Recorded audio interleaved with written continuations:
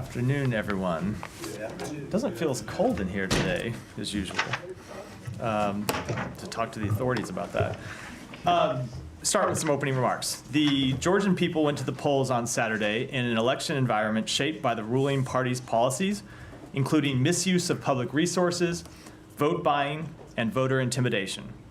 This contributed to an uneven playing field and undermined public and international trust in the possibility of a fair outcome. We join calls from international and local observers for a full investigation of all reports of election-related violations and urge respect for the fundamental freedoms of expression and peaceful assembly. We encourage Georgia's governing officials to consider the relationship they want with the Euro-Atlantic community, rather than strengthening policies that are praised by authoritarians. More than 80% of the Georgian people want to see the country integrated into the EU and NATO. The Constitution of Georgia, proposed and backed by the current governing party, stipulates the pursuit of membership in these Euro-Atlantic institutions. All parties campaigned in support of this goal, but the governing party has adopted measures inconsistent with that course. The Georgian government can recommit to its democratic Euro-Atlantic trajectory by respecting the rule of law, addressing deficiencies in its electoral process, withdrawing and repealing anti-democratic legislation, and undertaking significant effort on outstanding EU accession reform recommendations. We have consistently urged the Georgian government this year to walk back its anti-democratic actions and return to its Euro-Atlantic path. We do not rule out further consequences if the Georgian government's direction does not change. With that, Matt. Okay, thanks. So you're not a big fan of how it turned out or the process? We want to see the process investigated. We've noted the irregularities and the calls from local and international officials to see a full investigation, and we join those calls. Does that mean that you take issue with the results? We are not, but don't have a final assessment. So we don't have a final assessment on the results now. We want to see as they have been characterized. We want to see an investigation by various people, including non-Georgians. We want to see an investigation take place. Before going to the Middle East, can I just ask you very briefly if you guys have any response to the Iran's execution of a California resident? So I saw those reports just before I walked in here. I don't have a specific reaction to that report. I want to be able to find out more about it. But we have long made clear that we oppose the way Iran carries out executions, often in a way that fundamentally violates human rights, in a way in response to actions that are fundamental human freedoms. Okay. Unless someone has something more on that, I want to go to the Middle East. Yeah. Okay, so the Secretary got back on Friday. As he was flying back, Israel was beginning its retaliation, began and finished its retaliation, maybe finished, its retaliation against Iran. I'm wondering what you can say, one, about that, and then two, about your efforts, such as they are, to try to get ceasefires for both Gaza and Lebanon. Yeah, sure. On the first, so as you heard us made clear, starting on October 1st, when Iran launched its unprecedented ballistic missile attack, 200 ballistic missiles launched from Iran at the state of Israel. Israel had a right to respond to that attack. We supported their right to do so. They responded on Friday night. We believe this should be the end of the matter. As you know, because we talked about it quite publicly, we were communicating with them for nearly 4 weeks about the nature of their response and making sure that their response should be one that would be proportionate and would not in any way lead to further escalation. We believe that was the nature of the response, and that Iran should not respond in any way. And that if Iran does not respond in any way, if Iran does respond in any way, we will continue to defend Israel. When it comes to the conflicts in Gaza and Lebanon, so as you know, negotiators met over the weekend to discuss how we can capitalize on the opportunity presented by Yahya Sinwar's death to try to move forward negotiations and get to an end of the war. I'm not going to get into the substance of the negotiations, but as the Secretary said last week, we wanted to see whether there are new formulations, new permutations of the deals that have been on the table, to see if there's a way to break the logjam that we've been at and move forward and finally get an end to the war. And we will continue to pursue that. And then when it relates to the conflict in Lebanon, I don't have any new updates from what the Secretary said last week. Okay. On the Iran retaliation, are you satisfied with that the Israelis listened to your advice and counsel? We do believe that well, let me say, first of all, so you heard the president say publicly a couple of things that he thought should not be included in the response. And if you look at the response that Israel launched, it did not include nuclear-related targets or attacks on economic sites. The response from Israel was limited to military sites, which was entirely appropriate given the nature of the attack by Iran. So we do think it was a proportionate response that should not lead to further escalation by Iran, and we certainly hope that Iran will not further escalate the conflict. Thanks. Yeah, Shannon. Over the past week, a lot of the discussion about post-Sinwar conflict in Gaza has been about figuring out whether Hamas is serious about cutting any kind of hostage deal. Now it's been about a week and a half since Sinwar was confirmed to be dead. Is the time that has elapsed indicative that Hamas is not serious? I think it is too early to say, to be perfectly honest. So Hamas has a process it goes through to select a new leadership. It appears to be going through that process now.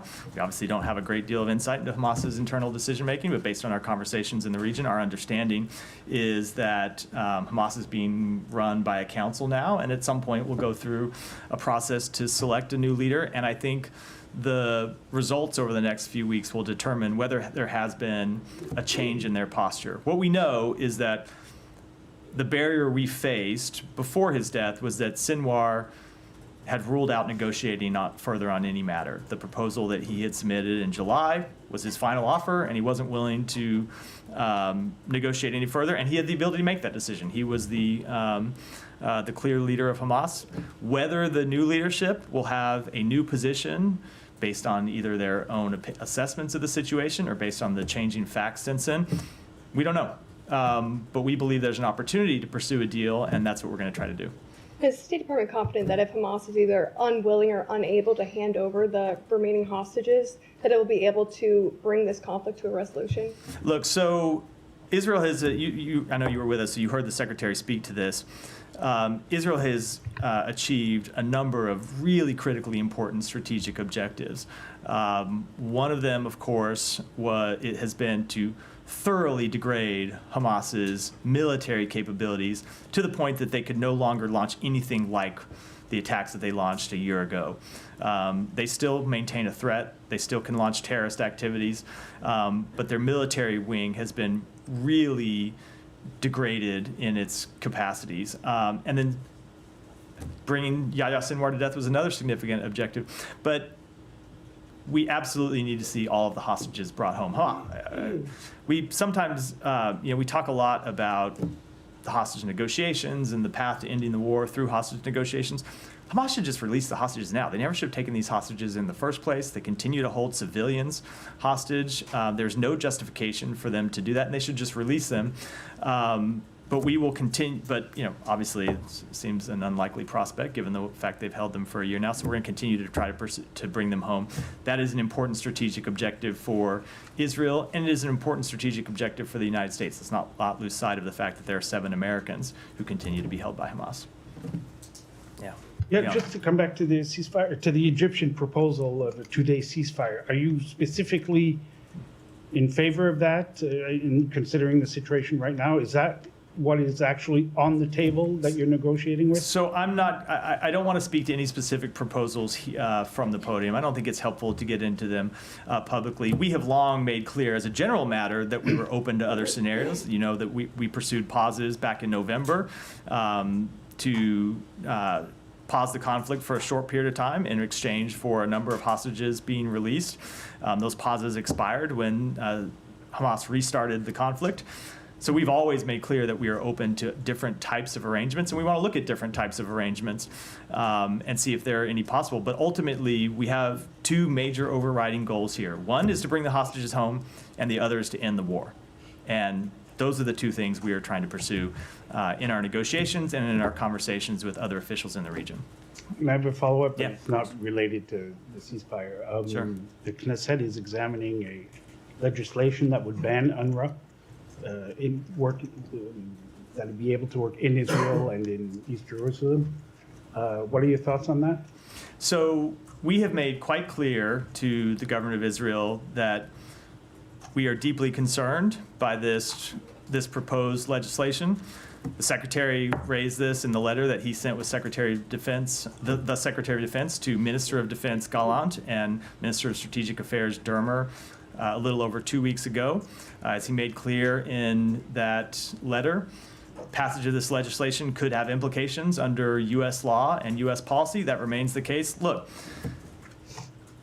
UNRWA plays a critical, important role in delivering humanitarian assistance to civilians that need it in Gaza. That's not the only role they play. They play an important role providing services to Palestinians in the West Bank and throughout the region as well. But they really play an irreplaceable role right now in Gaza, where they are on the front lines getting humanitarian assistance to the people they need it. There's nobody that can replace them right now in the middle of the crisis. So we continue to urge the government of Israel to pause the implementation of this legislation. We urge them not to pass it at all. And we will consider next steps based on what happens in the days ahead. Let me stick it up here first. Go ahead. Thank you. So an Iran and Iraq related question. Do you think holding a session in United Nations Security Council merits Iran's complaining to the UN for against Israel? And also Iraq lodged a complaint. Do you think it's a valid complaint that Israel violated its airspace? The complaint you said from Iraq? First about Iran and then then about Iraq. Yeah, I meant the second part of the question. So look, when it comes to the second part of the question, it's not something I'll speak to from here. The U.S. did not participate in this attack in any way. With respect to the first part of the question, look, our ambassador to the United Nations will speak to this at the United Nations Security Council later today. I would just make very clear that it is Iran that launched 200 ballistic missiles at Israel that put civilians in danger, that was incredibly reckless, and that threatened to really escalate this conflict beyond control. Israel had a right to respond to that attack, and it did so in a way that was proportionate, and we believe that should be the end of the matter. I'm gonna skip you let's stay in the region before we come to you, Yeah, Janet. on northern Gaza, Matt, I know last week it was said the Israeli government told you guys they aren't instituting the so-called general's plan, but what is the U.S. assessment of whether Israel is intentionally carrying out a policy of starvation and displacement in northern Gaza? So I'll just say what the secretary said. He raised this directly with the prime minister and other members of the Israeli government. They said to us that they are not carrying out the so-called general's plan. I will just say that they should speak to what they're carrying out. We would clearly reject any effort to create a siege, to starve civilians, to wall northern Gaza off from the rest of Gaza. We would fundamentally reject that in every way. And we've made clear to them that we want to see humanitarian assistance make it to civilians. We want to see civilians protected. And as you know, the Secretary sent a letter to the government of Israel several weeks ago laying out a number of specific steps that we want to see them take to get humanitarian assistance to the hands of people that need it. But the U.S. does not assess that this policy is being carried out in the north right now. So you do not have your own assessment. I'm not going to make an assessment one way or the other. I'm going to tell you that the government of Israel can speak for itself about what they're trying to do. We are watching very closely. And we are making clear to them that they need to let civilians get access to humanitarian assistance. And you said there's been some progress, but not enough. What progress have you actually seen in recent weeks, given that we have seen this catastrophic humanitarian situation only deepen? So we have seen more trucks get in to Gaza. One day last week, there was something like 280 trucks that got into Gaza, which is obviously a significant expansion from the very low levels that we had been in September and earlier in October. We have seen some additional routes opened up for delivery of humanitarian assistance inside Gaza. We started to see them take some other steps when it comes to dealing with the humanitarian agencies. But they have not been enough. They haven't done all the things that we outlined in the letter. The Secretary had a very detailed conversation with several Government of Israel officials last week about the kind of granular actions that letter calls for them to take. And he was very clear that we expect you to take these actions, and we're willing to engage in dialogue with you about how best to do that. And we have been engaging in dialogue with them about how best to do that, both through our embassy and through Lise Grande, our special representative, and we'll continue to do that. But the bottom line ultimately is results, and we need to see better results than we see today. And then last question, do you have any specific comment on the Israeli military operations in the Kamal Adwan hospital that we saw over the weekend? I don't. I've seen the reports. Obviously, we want to see hospitals protected, but we do continue to see, without respect to this specific hospital, because I don't have an assessment to offer, we do continue to see Hamas hiding in civilian infrastructure, which is also something that's unacceptable. Yeah. You said you don't want to make an assessment either way. Like, how long will it take you? Or when will you be able to make an assessment on this operation in northern Gaza? It's been going on for about 3 weeks now.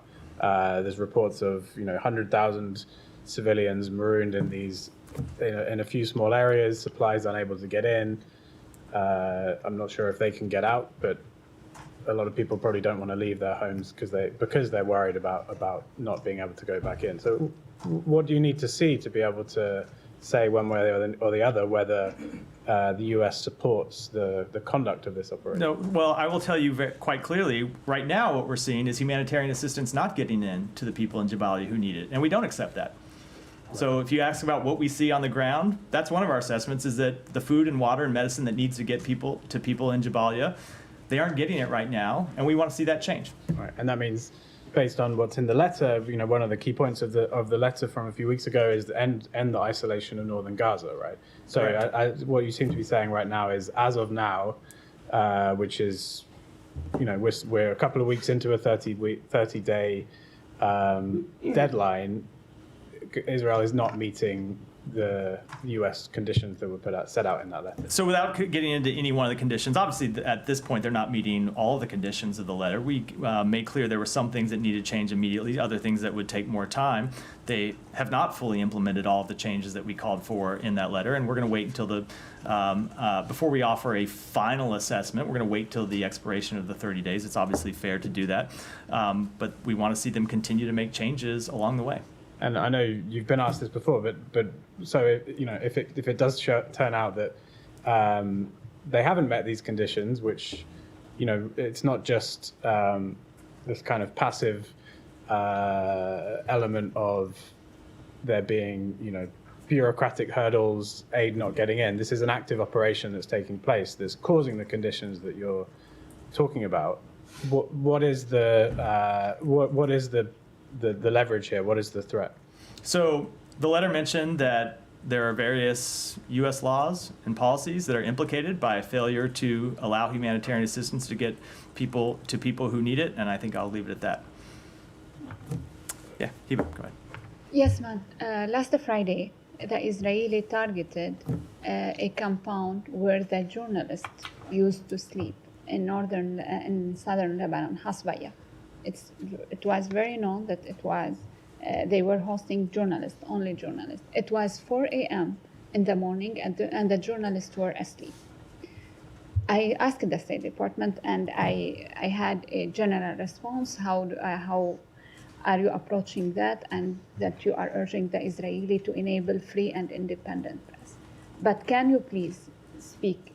Do you support these kinds of strikes? We do not support strikes on journalists. Absolutely not. Okay. My second question, did you raise that with the Israeli? So we were in Israel before Friday, so obviously we couldn't have raised with them on Wednesday, something that happened on Friday. Whether we've discussed this specific strike since then, I'll have to take back and check. Thank you. And one more question on the talks with the Lebanese leaders, because you used to say when it comes to Gaza, for example, the onus is on Hamas or in Israel.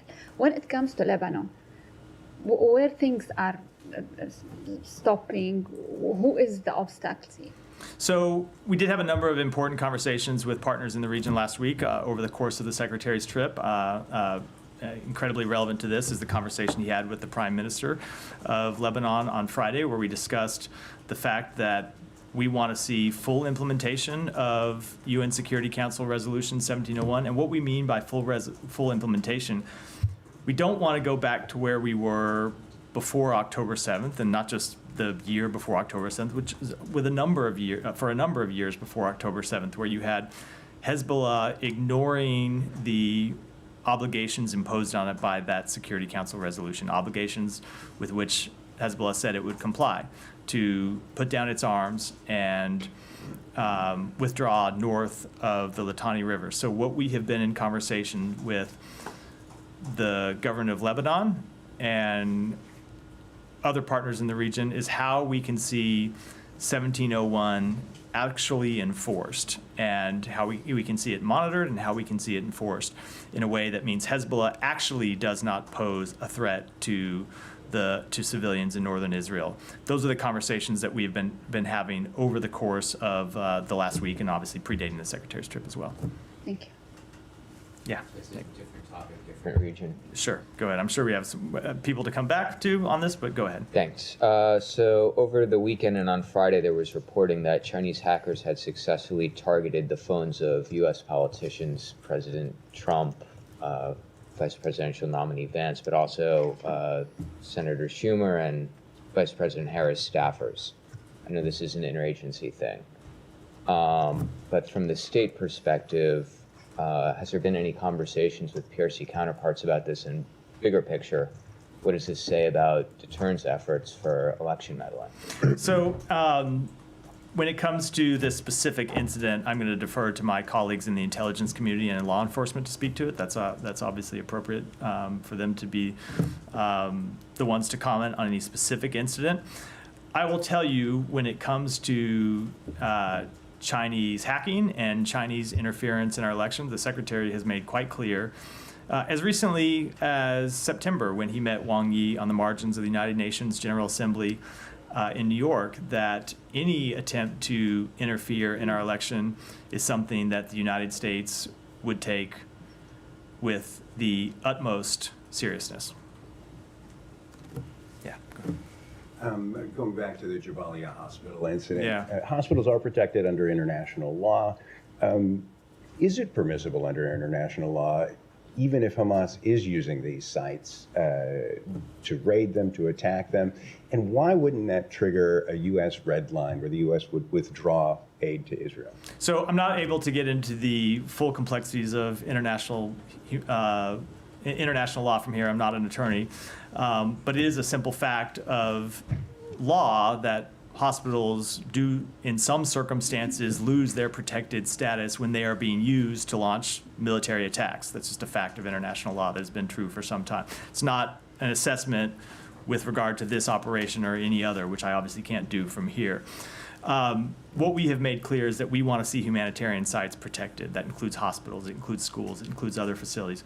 But we continue to see, as we've seen from the beginning of this conflict, Hamas embedding its fighters inside humanitarian sites, Hamas firing at Israeli soldiers from inside humanitarian sites, and that's an acceptable practice that puts the people of Gaza at risk. And if I could follow up, is it fair to say that the U.S. election is impacting the timing of a potential ceasefire there, because the parties won't necessarily know who they'll be dealing with? I cannot speak for any other party than the United States, and I can tell you that it has no bearing at all on our focus on trying to bring an end to the war. Tom.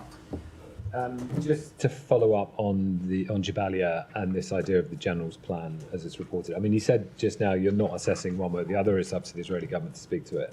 But you then said you're not seeing supplies go in, basically, and that is an absolutely fundamental part of this entire idea, is a siege, as it's been presented. And that would make it sound like there is a siege. So you are making an assessment. No, I'm telling you, we're not seeing food and water and medicine get into people who need it there, and we want to see that change. And if I could follow up, I mean, I asked the Secretary this directly, and it was, I mean, part of the question was answered, and you said again you reject fundamentally the General's plan. Was this in Doha? This was in Doha, yeah. I'll try and be a bit more concise.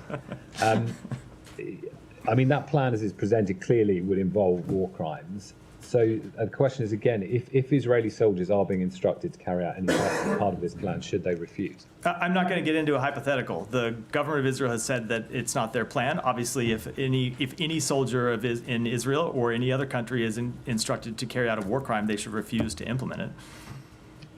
And I asked the question, I mean, Eran Etzian, who's the former deputy head of the National Security Council of Israel, served under 4 prime ministers, has said that they may be committing war crimes, and if they're instructed to do so, they simply must refuse in this specific case. I mean, you talk generally, but in this specific case. Again, anyone that's instructed to carry out a war crime should refuse to do that. I think that's a fairly inarguable statement.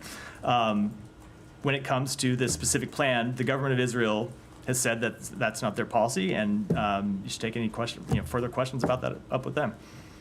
Let me try to stay in the region, then we'll come back to others in the front. Go ahead. Okay, thank you, Matt.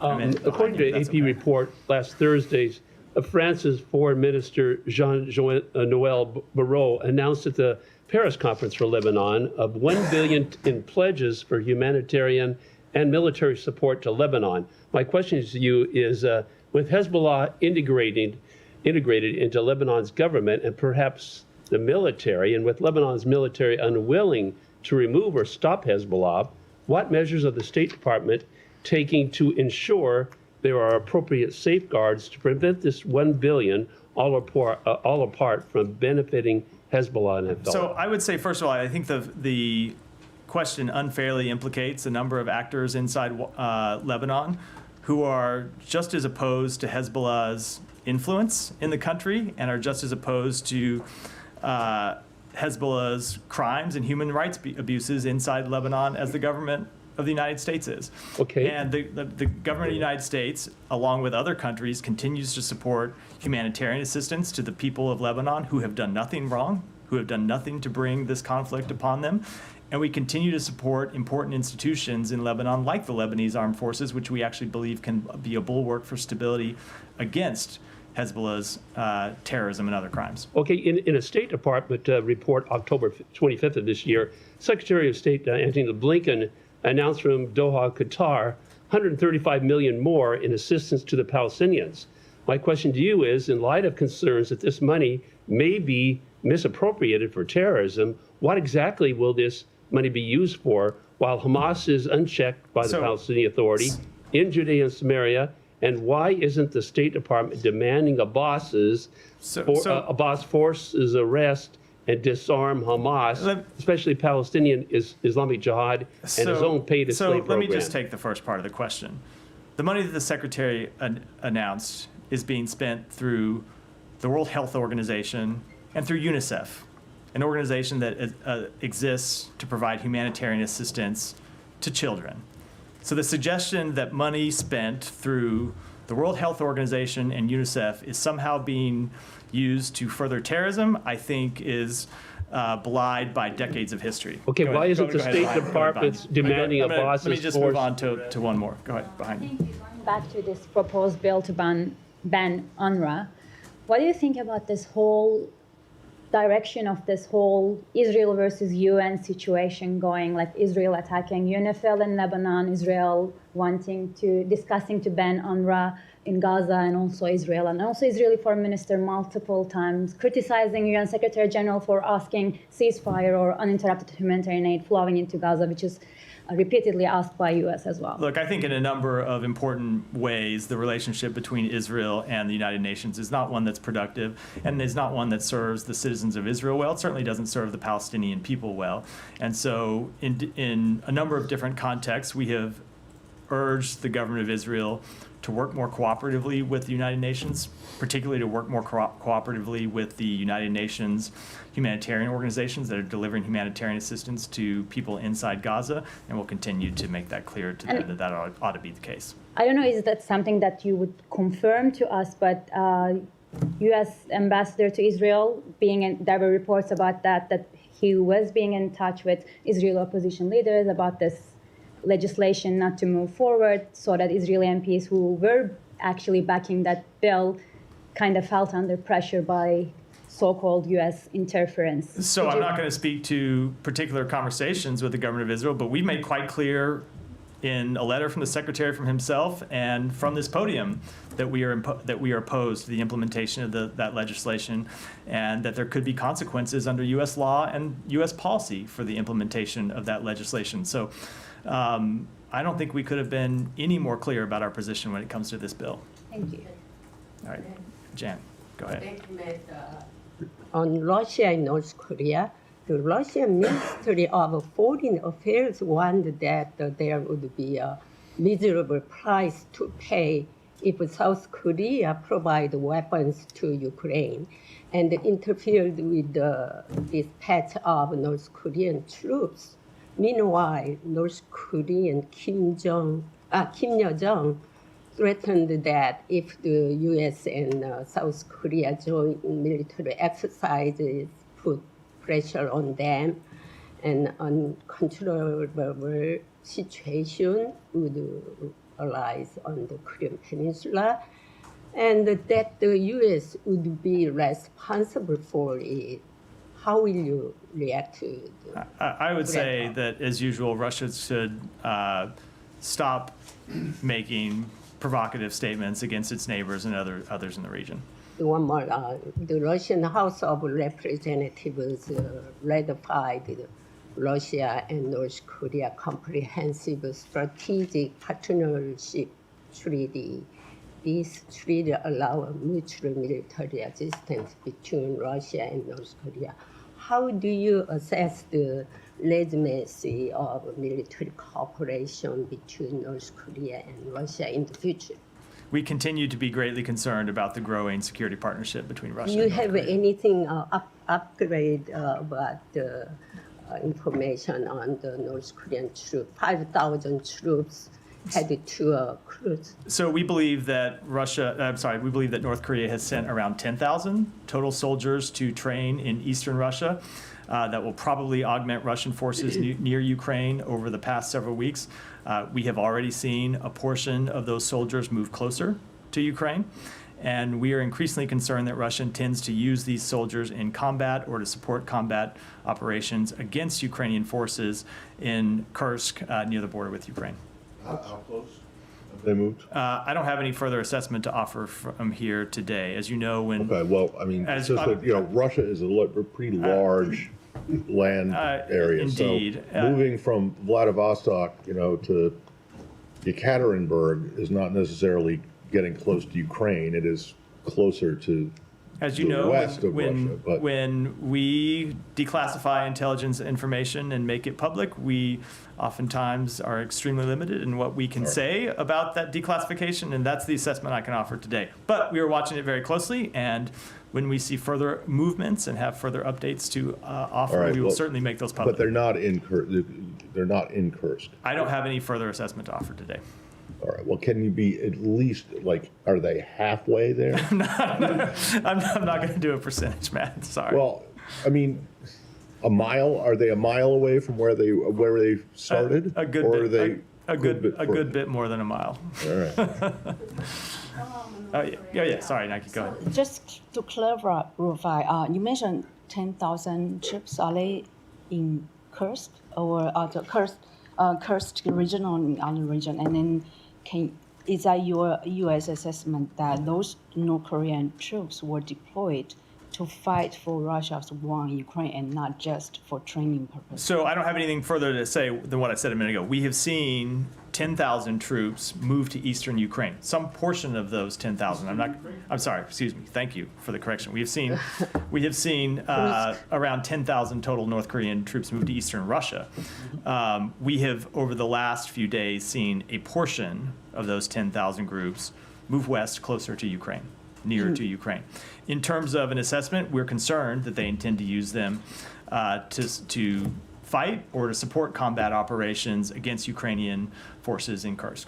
And can you talk about the consultation and coordination with your South Korean counterparts, and what will be the high agendas on the 2+2 meetings on Thursday? So obviously we have a number of matters we want to talk about with our South Korean counterparts when their foreign minister and their defense minister are here.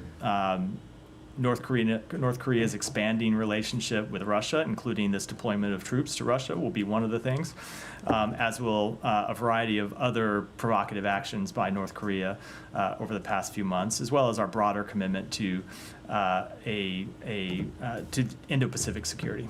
And we'll obviously have more to say as we get closer and at the conclusion of that ministerial.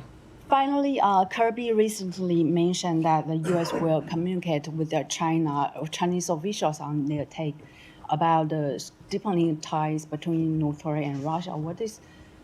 Do you have any diplomatic communication between U.S. and China on this matter? Yeah, and what is the take?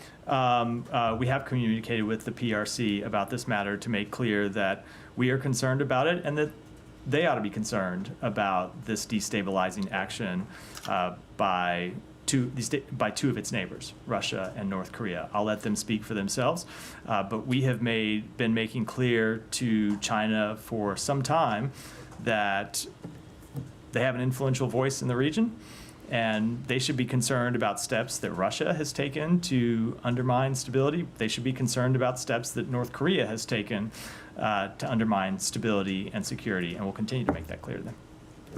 Yeah, Alex. On this topic, you finally came to the conclusion where Ukraine has been 2 weeks ago. Does this require any joint action? Have you been consulting with the Ukrainians? We have been consulting with the Ukrainians, and we've been consulting with our allies and partners about appropriate next steps, and I'll keep those conversations private. But right now, you're not at the level where it requires action from you, not just a reaction.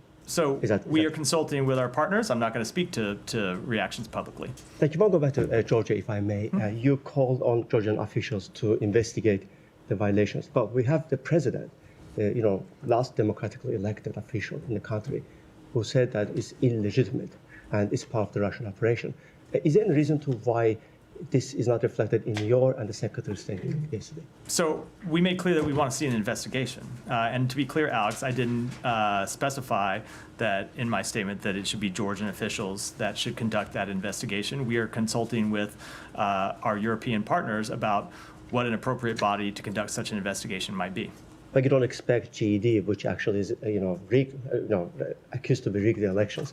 You don't expect them to investigate. You just heard my answer to this question, Alex, which is we are consulting with our partners about what an appropriate other body to conduct such an investigation might be. And are you considering any punitive action? I'm not going to get beyond what I said in my opening statement, which is always Georgia's actions will determine our responses. We have had our relationship with Georgia under review for some months now. You have seen us already suspend $95 million in assistance to the government of Georgia. We have other assistance that remains under review. And finally, right as we speak, there are tens of thousands of people in Tbilisi outside. They're protesting. They believe that they have been abandoned by the United States. Do you have any message to them? So we obviously support everyone's right to peacefully protest, and we urge authorities to fully respect Georgians' right to peacefully assemble, and we want to see a full investigation of the alleged irregularities in the election. Can I have a follow-up Yeah. on Georgia? In the statement from the Secretary last night, and yours is today, one word is not there, Russia. Do you consider that they interfered in the election in Georgia? I don't have an assessment to offer at this point. Now, look, we saw, even outside the claims of Russian interference, we saw the ruling party take steps that would restrict Georgians' right to participate in a fully free and fair election. We saw vote buying, we saw crackdowns, and now, of course, that's a separate question from Russian interference. I'll say that we have seen Russia interfere with a number of its neighbors' elections over the past several years. We've seen them interfere in our own election. We continue to be vigorous in watching, but I don't have an assessment to offer with respect to this election that was just conducted over So you don't want to go as far as to say that? I don't have any further assessment to offer on that question today. Yeah. Do you have any reaction to Viktor Orban going to Georgia immediately after these elections? I don't. Yeah. Over to Russia, there are reports that the U.S. soldier detained in the country, Gordon Black, met with the U.S. delegation recently. Can you confirm or deny that? And if they did meet, is there any additional consideration given to whether he should be considered wrongfully detained? I can't confirm that. Let me take that back and get you a response. And when it comes to a wrongful detention determination, nothing further I can speak to. Also on Russia, there was a report in TASS today that the Russians extracted what they called a U.S. asset from Donetsk, an American who they say was working with them there. Do you have any information? I don't. We saw those reports. We're looking into them, but I don't have any further information. Thanks. Yeah. Thank you so much. Matt, a report suggests 252 police sub-inspectors in Bangladesh were dismissed from final recruitment, allegedly excluding all Hindu officers. Does the State Department have any response regarding religious discrimination in Bangladesh law enforcement hiring process? So I haven't seen that report, but obviously we believe that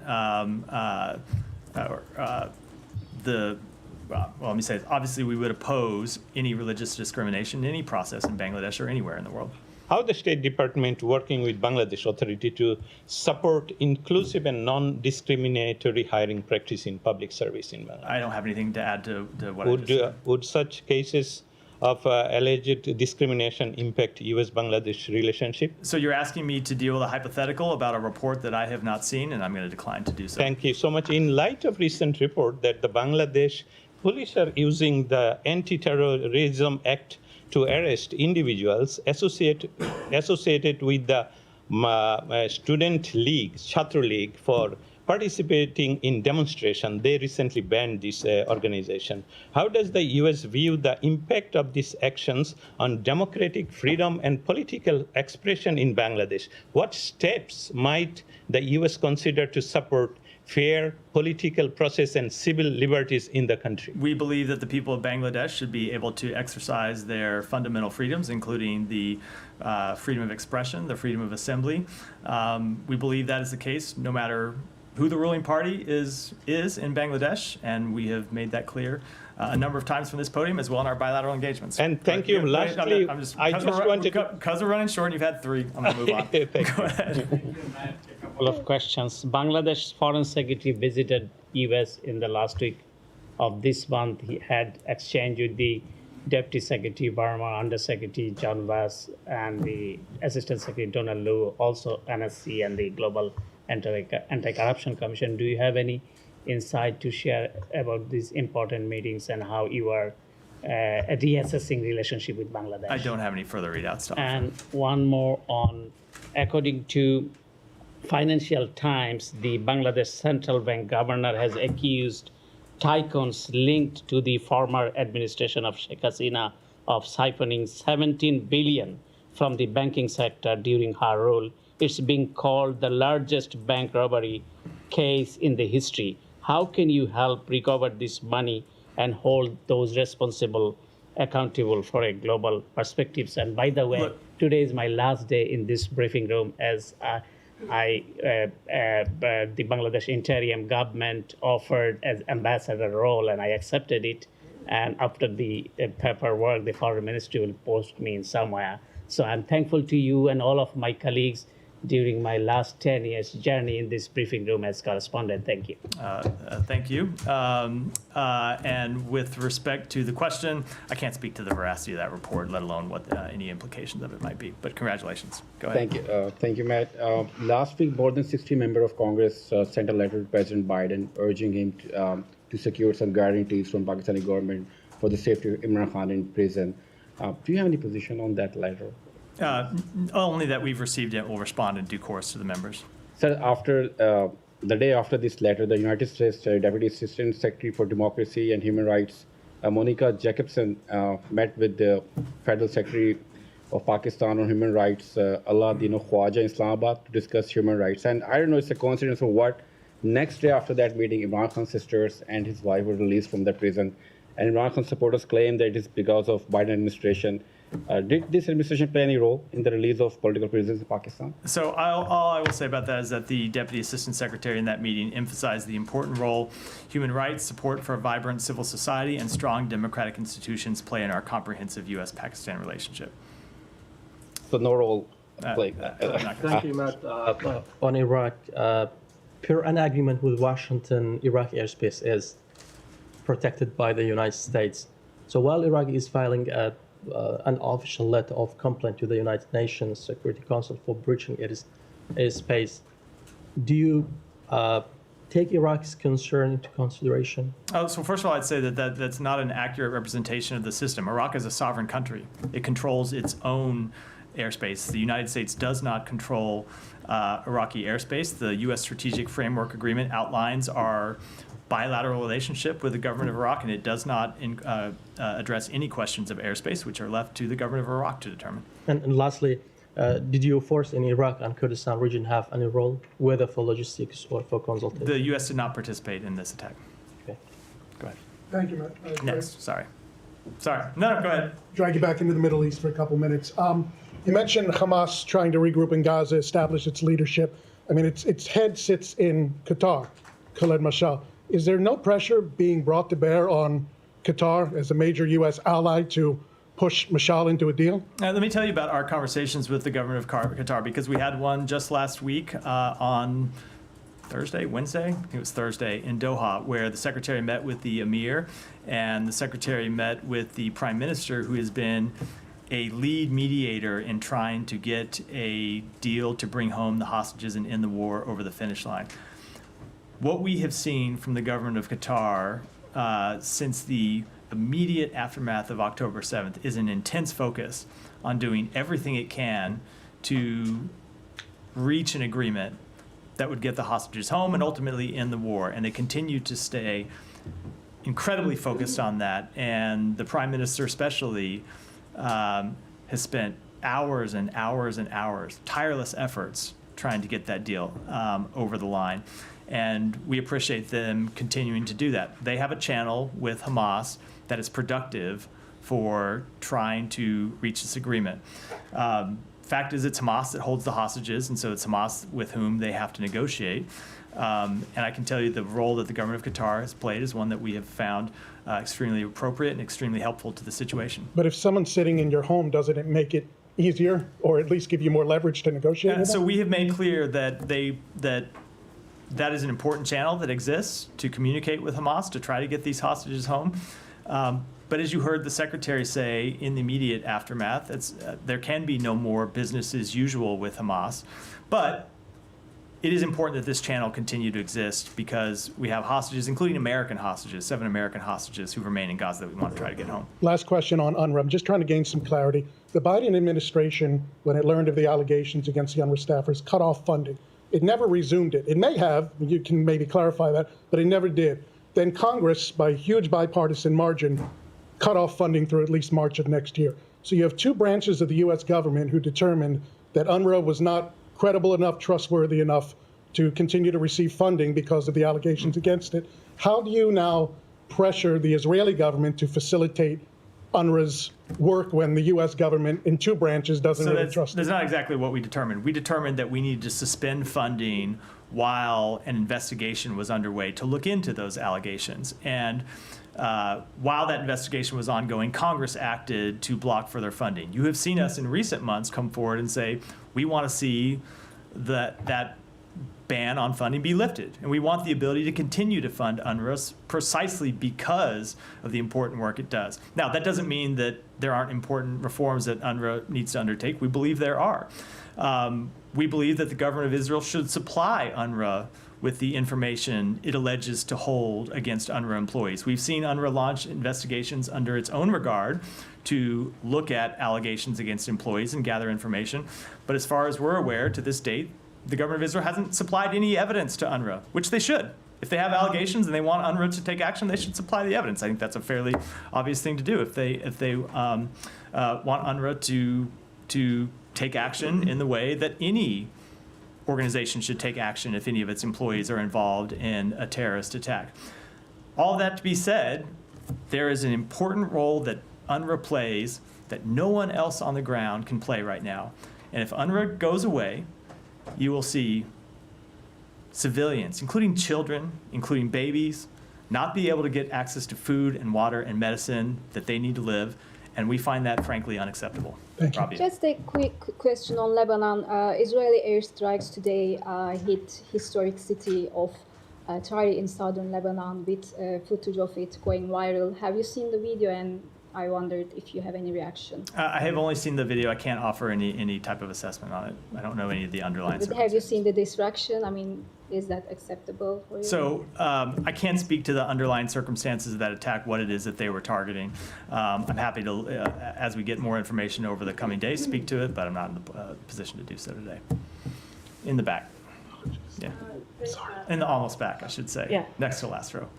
Yesterday, Japan's ruling parties, the LDP and Komeito, lost the majority in parliament for the first time in 15 years. Now the future of Prime Minister Ishiba's government is uncertain. Do you have any comment on this? So the U.S.-Japan alliance has been the cornerstone of peace, security, and prosperity in the Indo-Pacific and across the world for over 7 decades. It has never been stronger, and I do not see that changing because of the outcome of any election, either in the United States or in Japan. And so we look forward to continuing our work with the government of Japan, a steadfast ally of ours, across our broad agenda of regional and global issues, including regional stability, our defense alliance, and U.S.-Japan ROK trilateral relations. Thank you very much. Thank you very much, Matt. A great U.S. POW, well-respected Vietnam War POW, Mr. James Bond Stockdale also ran for the U.S. presidential elections. He was my teacher for ethics. This question is regarding dedicated to him. So elections are in the swing. Yesterday, I don't think the I've Michigan. ever heard a question dedicated to someone before. Well, it's your last week. It's your last week before the election, so I want to make it a little more fun for you. Do I have to dedicate my answer to somebody? This answer is dedicated to Matt Lee. Actually, I was dedicating it to him too. Fair enough. So yesterday in Michigan State, a poll was conducted where 60% of the Muslims are voting for President Trump. For last many decades, U.S. elections, Muslim population have mostly voted for Democrats. Would you say it is because of the poor policy, especially with regard to Gaza, that the Muslim population is going to play a Let me just stop you there. I'm not going to dedicate the answer to anyone because it's not a question I can answer. I think you You're well proud know. of your Gaza policy? I think you well know when it comes to U.S. elections and what happens in U.S. elections, that is not something that we ever comment to from the State Department. Okay, just one more question. Your donut answer was very popular in Pakistan. Millions of people viewed that answer of yours about the donuts. So 2 days ago, in front of the Supreme Court, there was a monument constructed where the former Chief Justice, regarding whom the donut question was dedicated to, was built. Now, that monument is being called as a graveyard by several leading journalists in Pakistan. Some of them are calling the monuments as human rights graveyards, some of them journalist graveyards, some of them parliamentarian graveyards. And they are wondering if you would be willing to create something in honor of Justice Ruth, who was a Supreme Court judge of the U.S., in whose memory buildings are painted. Would you dedicate a donut monument in that graveyard just to raise? I think we have escape the grasp of reality here, and I don't know how to bring us back with an answer that is any way But basically, in what my I'm saying is, bailiwick as the State Department spokesperson. all the pillars of Pakistan has been ruined, destroyed in the last 2 years while you have been the spokesman. But some of the questions have gotten really great attention, and donut was one of that. I try to give serious policy answers, not be an engagement factory. If you have one more, we'll take it. If not, Yes, please. My last one is about this Baloch, very popular activist in Pakistan, and the Baloch senators who were kidnapped and coerced into voting. So Ms. Mahrang Baloch has said that the way Mr. Akhtar Mengal and the BNP senators were treated and coerced into voting for the 26th constitutional amendment and are now being framed into fake police cases clearly shows that there is no space for parliamentary politics of peaceful activism in Pakistan. Just if you could say anything about that. So maybe. we want to see democracy upheld in Pakistan, including everyone's fundamental right to participate in democracy and exercise their fundamental human freedoms. With that, one more. Yeah. Tomorrow, as you may know, is the annual vote in the UN General Assembly condemning the U.S. embargo on Cuba. You were aware of that? I was not tracking this on my bingo card, so go right ahead. I'm just wondering how the U.S. is going to vote this year.